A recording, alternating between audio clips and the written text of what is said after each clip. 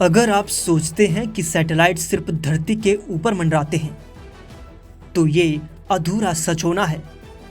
दरअसल अब वही सैटेलाइट दुश्मन पर हमला करने का मादा भी रखने लगी है, तो इसमें हैरान होने की बात नहीं है। जी हाँ, तकनीक में माहिर इजराइल ने एक बार फिर सबको चौंका दिया है। इजराइल ने आसमान में अपनी ताकत को और बढ़ा लिया है। दावा तो ये भी है कि इजराइल की नई सैटेलाइट तकनीक से ईरान से लेकर यमन के हूती विद्रोहियों तक में खलबली मच गई है। दरअसल इजराइल ने एक ऐसी नई तकनीक का इजाद किया है जो सैटेलाइट के जरिए इजराइल को सबसे तेज और सटीक हमला करने वाला देश बना रही है।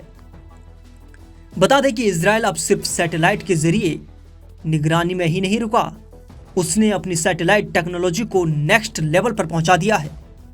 अब इजराइल इस सैटेलाइट रियल टाइम में दुश्मन के ठिकानों पर लगातार नजर रख सकती है। उसी के आधार पर हमलों की रणनीति को मिनटों में बदल सकते हैं। हालिया रिपोर्ट्स में दावा किया जा रहा है कि इजराइल ईरान और यमन के हूतियों पर गहरी नजर रख रहा है। जरूरत पड़ने पर तुरंत कार्रवाई करने की भी तैयारी में जुटा हुआ है।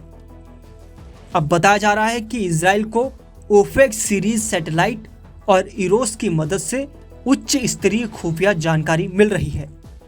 हाल ही में इजराइल ने ड्रोर-1 कम्युनिकेशन सैटेलाइट को लॉन्च किया, जो 36,000 किलोमीटर ऊंचाई पर काम कर रहा है। इसने इजराइल को संचार के मामले में विदेशी निर्भरता से आजाद कर दिया है।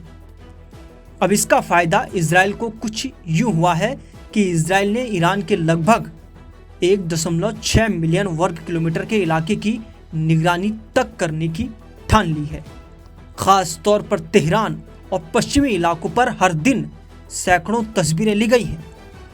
इजरायली सेना के हवाले से खबरों में ये माना जा रहा है कि जहां सैटेलाइट से सीमित झलकें मिलती थीं, अब उससे 100% रियल टाइम जानकारी मिल रही है, जिससे निर्णय लेने का समय सिर्फ सेकंडों में रह गया है।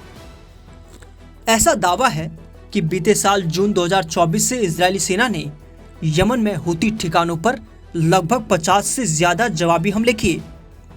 इजरायली सैटेलाइट्स इस काम में बेहद अहम भूमिका निभा रही है, खासकर वहां जहां ड्रोन या विमानों का इस्तेमाल मुश्किल होता है।